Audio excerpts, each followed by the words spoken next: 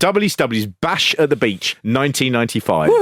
The most summary of all pay-per-views in wrestling history. 16th of July 1995. It takes place, Peter, on a beach. It takes place on a beach in July in California, and they gave Haku 15 minutes.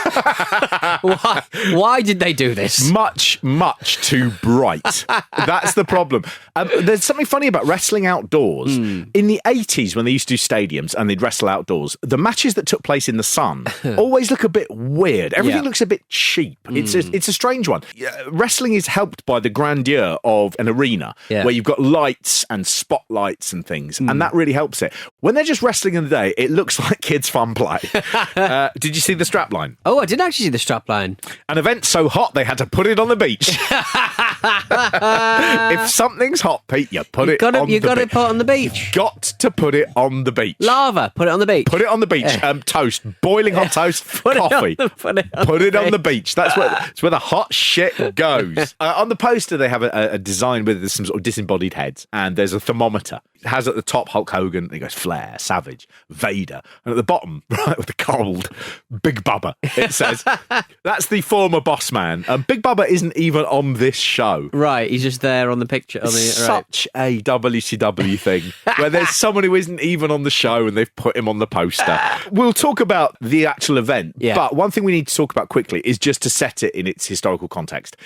This is a key show for a couple of reasons. So in March 1994, WCW TV starts having Hogan appear on it, primarily to advertise his then TV show, Thunder in Paradise. Mean Gene goes and visits him on the set, and they talk about it. And this is a slow build to going, are we going to bring him in?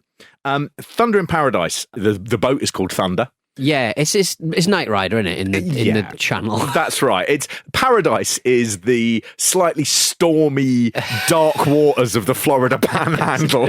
Dirty alligator. Yeah, where there's loads of crime. And again, Paradise and crime, they don't seem to work for me. What they then have is they begin to sort of have Hogan saying, shall I continue to do Thunder in Paradise? Or shall I come to WCW to fight Ric Flair? Right, which is the match that never happened on a main show in WWF. They have on the May 28th, 1994 episode of WCW Saturday Night, Hogan dramatically tears up his Thunder in Paradise contract and says, I am going to quit the show and I am going to come to WCW. And I don't care if the rumours are circling that they're not going to repeat this. What? Sorry, they've cancelled Thunder in Paradise only because I've decided to do this. Yes, don't look into what happened first.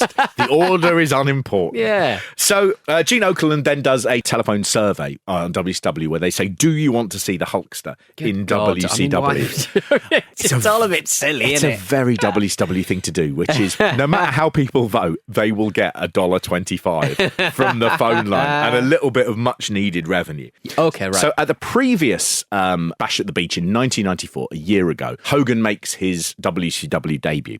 Hogan comes in, and even though his options to actually work in America are very, very limited, and WCW is a distant number 2 to the WWF, he's still a very, very big star, and he comes in with a number of demands that no wrestler had ever really signed a contract like before. He said he didn't want to work a full schedule. Partly that was because WCW were putting on about 150 house shows a year, and they were not making money. Some of them took place in front of barely 100 fans. And so Hogan had said, I don't really want to do those. And the reason he didn't want to do them, of course, is because they are shit. And the last thing he wants to do is turn up to a show and there's 150 people there. Yeah. And then people will go, he's past it. I'm doing telly on now. Yeah, exactly. So he says, I'm not going to do any of that. He also says the same thing about pay-per-views. He says, I don't want to do 6 or 8 pay-per-views a year. I'll just do some. I'll be a special attraction. Yeah. And what he does is he begins looking at them and going, well, who's interested in these pay-per-views? Where's my Lesnar moment? What's the good stuff? Yeah. And so he only decides to do the pay-per-views that he thinks are going to get a good buy rate anyway. Okay. And then he can be on top and go, oh, look, you see, the last ones were terrible. Didn't do at all well. But you put Terry on, makes a lot more money. It's like Lionel Messi going, I'm only going to play in the World Cup final. Yeah, exactly that. Because everyone watches that one. The other thing he wants to do, he wants to take a bit of time off because he wants to do more movies and TV. Yeah. He would, of course. piling up. Well, we know, probably better than his wrestling career, his wonderful film career. He has a cameo in Spy Hard in 1995. He does 1996's The Secret Agent Club and Santa with Muscles. Yes. 1997, he plays Mike McBride in Shadow Warriors Assault on Desert Island, the TV movie. And in 1998, the double whammy of Mackenzie's Island, playing Joe McGraw, and Dave Dragon in Three Ninjas High Noon at Mega Mountain. Yes, I remember Three Ninjas. Thank God he didn't have a load of pay-per-view matches to get in the way.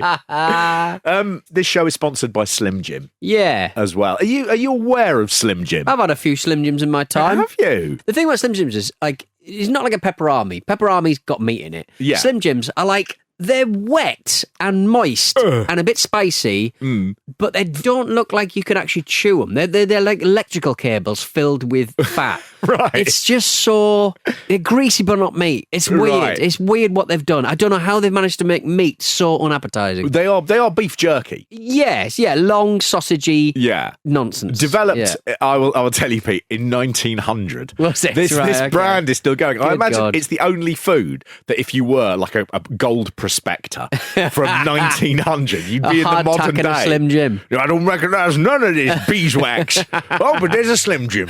Oh, still as bad as ever. Awful. Absolutely disgusting. But in the 90s, Slim Jim had made the Macho Man their spokesman. And it was a really, really beneficial relationship that lasted a decade. Yeah. Where he would just be their hype man. Very intense adverts. I sent you one of the adverts, which is some high school lads in a lamp shop. Yeah. And they sort of like touch a bulb and they go something like, oh, the bulb isn't working. And a man comes over and sort of goes, you kids, you don't even know how to change a light bulb. Naturally, cue Macho Man coming down, shouting absolute chaotically. Can't work out a word he's saying. Down he comes. There's a Slim Jim. The whole place explodes. And then you eat your beef jerky. Yeah, it was very intense. A lot of smashing, a lot of electrocution going on. It didn't look particularly safe, did it? No, none of it did. They also don't really focus on the product. I don't know what the product looks like. I don't know what anything of this has to do with it.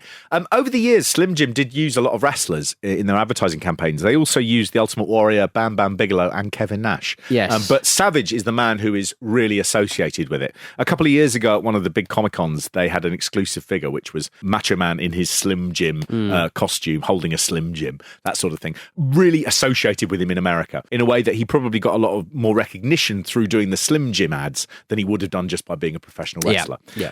What was really interesting about it was WCW totally fucked him over with his Slim Jim contract. So when they were first talking to him, they found out that he had this working relationship with Slim Jim. Yeah. And Eric Bischoff on his podcast 83 Weeks explained it. He said that was not a WWE relationship. That was a Randy Savage relationship that WWE benefited from. So basically, Savage had come to this terms on his own, and then he said to the WWE, I do this Slim Jim thing. Yeah. And they said, oh, give us a little bit of that and you can carry on doing it. Yeah. Bischoff continued, when Randy came over to WCW, that relationship came with him, and I negotiated the promotional relationship with Slim Jim where all the money went right into WCW. The face value of that agreement was annually equal or possibly surpassed the face value of Randy's agreement. So basically they said to Randy Savage, we'll pay you $1 million a year. And they said, but we'll need the Slim Jim money. And the Slim Jim money was 1.2 million.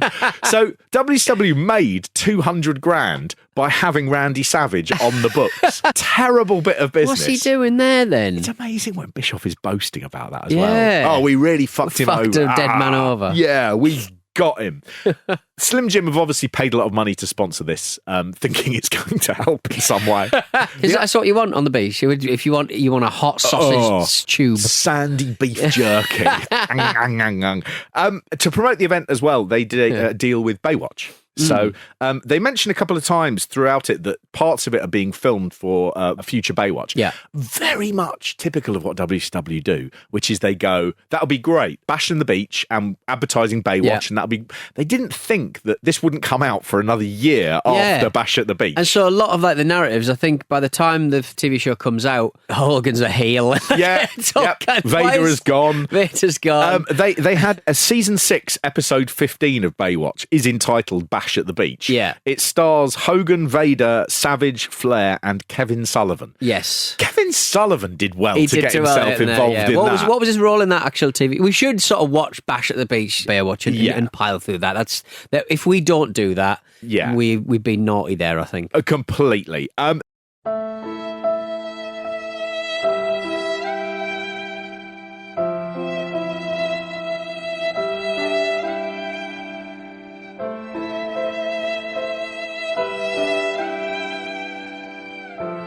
David Hasselhoff and Pam Lancer, they're still in it, so they did season 6, so we're still with the core group, I suppose. Yeah, they obviously made the decision not to be involved in wrestling. Pam Anderson was at WrestleMania 12. Yes. She brought in Shawn Michaels, and by all accounts, she loathed every minute of it. She did not like the atmosphere. She didn't like Shawn Michaels. I think she found it very sexually aggressive, and she was very much like that was her one and only wrestling appearance. She would not be back. Right. Sort of surprising David Hasselhoff didn't do more. You could, because he's Kevin Nashy, isn't he? He's up for the cup, isn't he? Yeah. Wherever he thinks he's got fans, he'll turn up and sing a song or get drunk. I'm slightly surprised that certainly by the time you get to 95, 96, I mean, by the time we're in 96, 97, you'll be having Jay Leno in main events.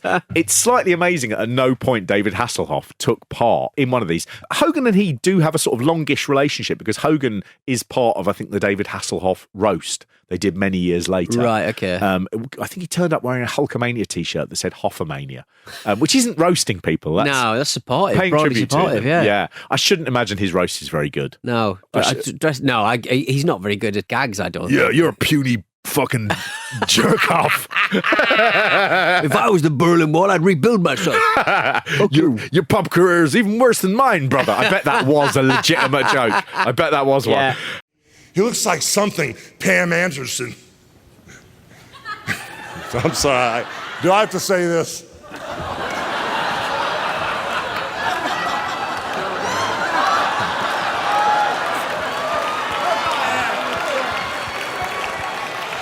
You can say it.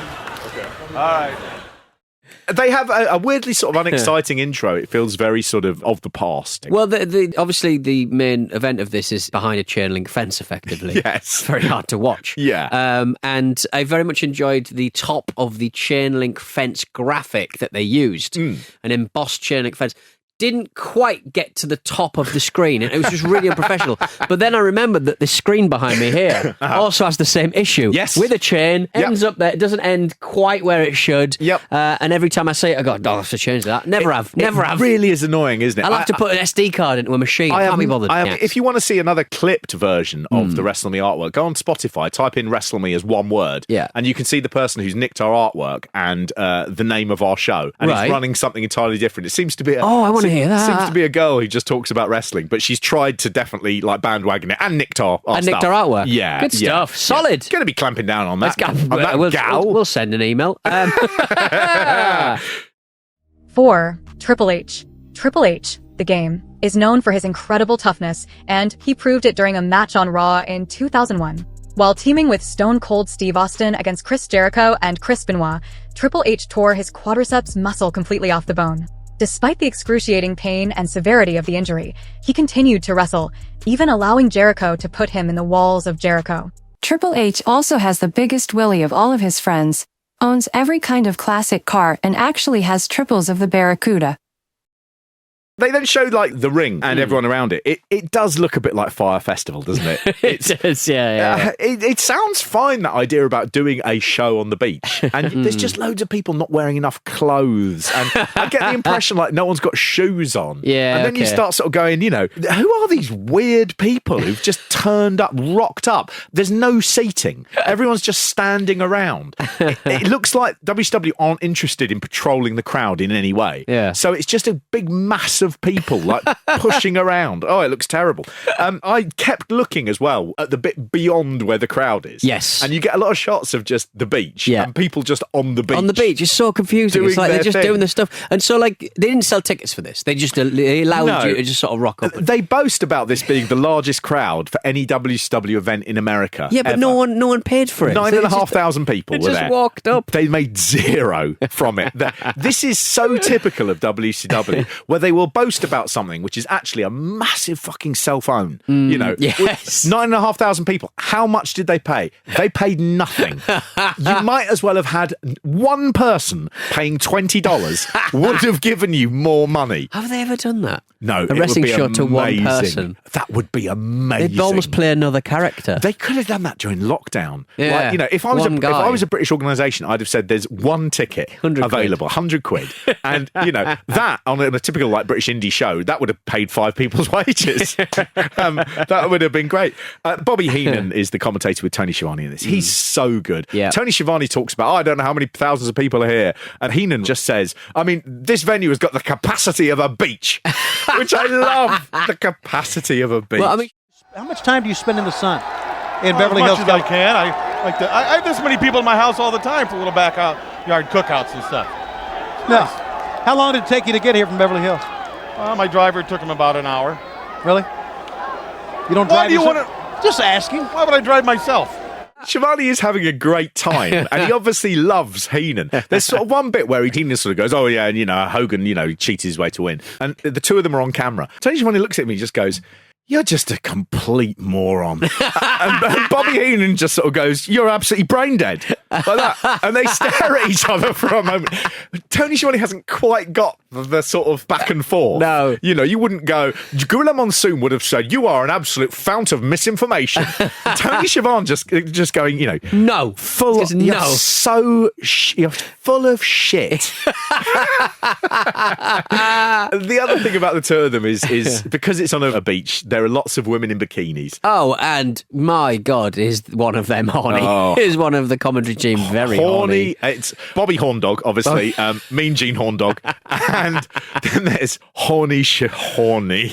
Shahorny. They are, I mean, it's hot. Everyone's got their top off. Yeah. The two of them are just like, oh yeah, I'm just got a slight lob on. This is all thrill. Look at that. Yeah, just loads of bodies everywhere. Oh, there's a man at one point who cuts to the crowd and he kind of looks like someone you'd see in Shoreditch or maybe down in Brighton on a hot day. Yeah. And he's like Terry Richardson with his top Yes, on. You see him? He's like got a cap on. If like someone said there's a serial killer been found and he looks just like David Cross, it's that guy there. He's got his arms out, slightly like he's on a bit of a pill. Looks like Dr. Green from ER / Top Gun. He does. Just everyone's sort of a bit. There's one girl they keep going back to in a bikini, and she's also got a very prominent Star of David on. Right, and I was like, yes, I really like sort of seeing that where you sort of just go, it's California, and there's just a gorgeous Jewish girl. You know, absolutely brilliant. Her parents would be horrified. Mum, Dad, they filmed me in my bikini at a wrestling show on the beach. You know, you went through private school, you Jesus Christ. They've also got, because it's sponsored by Slim Jim, for the first time WCW have been able to say to all the commentators, we can give you a uniform. And in this, they've got all matching sort of red polo shirts. And everyone's got like sort of knitted belts, like woven belts. Yeah. And it looks like it's been woven out of Slim Jims. And you forget as well that the commentators like Heenan and Okerlund are men in their 60s. Got big belts. Those belts. Shorts are high up. They haven't got the shirts on the outside. They tuck them in and the belt is above the belly button.